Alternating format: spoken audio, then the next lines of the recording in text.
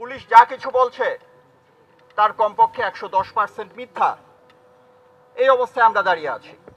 এইরকম একটা পরিস্থিতির মুখোমুখি আমরা বলতে আমরা শিক্ষকরা না, শিক্ষকরা তো বটেই, আমাদের ছাত্ররা এবং দেশবাসী আমরা দাঁড়িয়ে আছি। এখন দেখুন, অবস্থাটা এইভাবে আমরা বিবেচনা করতে পারি, দুটো জায়গায় দখল নিয়ে যেন একটা লড়াই চলছে। একটা হচ্ছে মনোভূমি, আর একটা হচ্ছে ভূমি বা জমিন। এই মনোভূমি দখলের জন্য সংস্কৃতি, রাজনীতি, মিডিয়া, ভীতি এসব কাজ করে, এবং এই মনোভূমি থেকে এখানে আসলে সরকারি লোকজন তারা উচ্ছেদ হয়ে গিয়েছেন। সরকারি ন্যারেটিভ, তার রাজনীতির কোনো স্থান আর ছাত্রদের মনোভূমিতে নেই, আমাদের মনোভূমিতে নেই, এবং দেশবাসীর মনোভূমিতে আর স্থান নেই। মনোভূমি থেকে উচ্ছেদ হয়ে গেলে তারপরের কাজটা থাকে যেটা, সেটা হচ্ছে জমিনটাকে রক্ষা করা। এখন সেই জমিন রক্ষা করার জন্য যা করা দরকার তাই করা হচ্ছে, সেটা হচ্ছে বল প্রয়োগ। আপনারা লক্ষ্য করুন, 1971 সালে বলা চলে জানুয়ারি ফেব্রুয়ারি মাসেই জনগণের মনোভূমিতে বাংলাদেশ জেগে উঠেছিল। পাকিস্তানের অস্তিত্ব ক্রমাগতভাবে বিলীন হয়ে যাচ্ছিল, এবং মার্চ মাসে সেখানে আর পাকিস্তান ছিল না। বাংলাদেশের জনগণের মনোভূমিতে পাকিস্তান আর ছিল না মার্চ মাসের শুরুতেই। এবং তারপরে রাজনৈতিকভাবে পরাজিত হয়ে পাকিস্তান রাষ্ট্রকে যা করতে হতো তাই তারা করেছিল। গণহত্যা এবং যুদ্ধ আমাদের জনগণের উপর চাপিয়ে দিয়েছিল। বাংলাদেশে আজকের দিনে একইভাবেও কিন্তু আমরা জিনিসটাকে বিবেচনা করতে পারি। জমিন রক্ষা করা, বিশ্ববিদ্যালয়গুলো সেই জন্য বন্ধ করা। বিশ্ববিদ্যালয় খুলে দিলে এই জমিন রক্ষা করতে পারবে না। এই অবস্থার মধ্যে আমরা আছি। এর বিরুদ্ধে দাঁড়িয়েছে গোটা দেশ।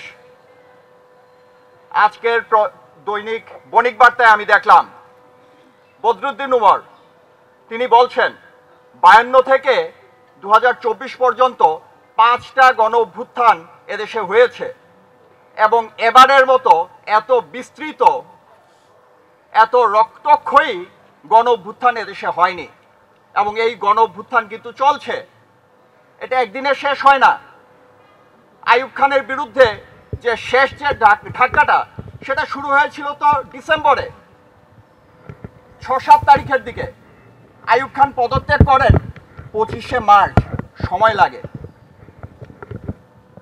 একটা গণ অভ্যুত্থান তার উত্থান পতনের মধ্য দিয়ে যায়, আমরা তার মধ্য দিয়ে যাচ্ছি। এখানে অন্য আরেকটা বিষয়ের দিকে আমি দৃষ্টি আকর্ষণ করতে চাই।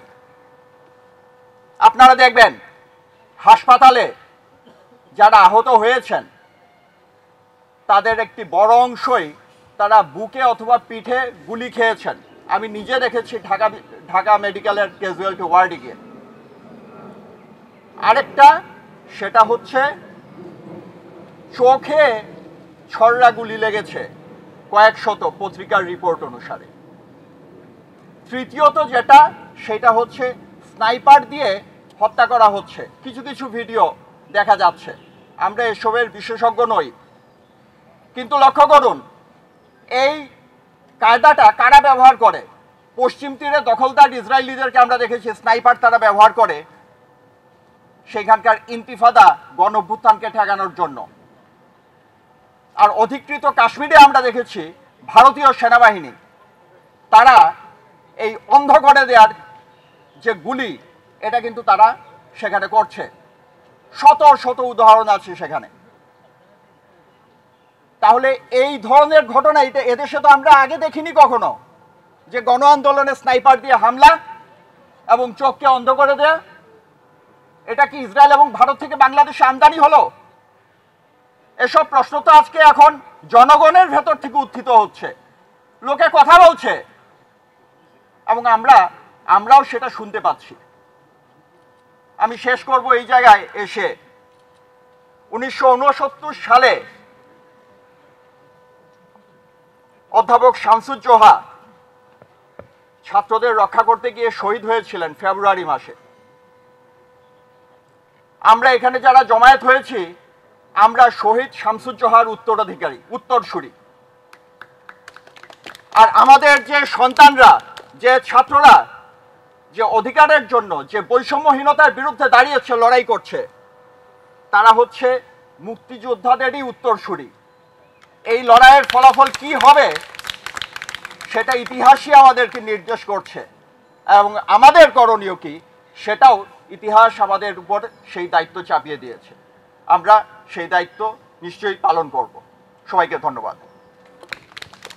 প্রতীক, আমাদের প্রতিরোধের প্রতীক, ন্যায় বিচার, আইনের শাসন এবং গণতন্ত্র, এই চেতনাগুলো দ্বারা উদ্বুদ্ধ হয়েই আমাদের শিক্ষার্থী সমাজ তাদের এই বৈষম্য বিরোধী আন্দোলন শুরু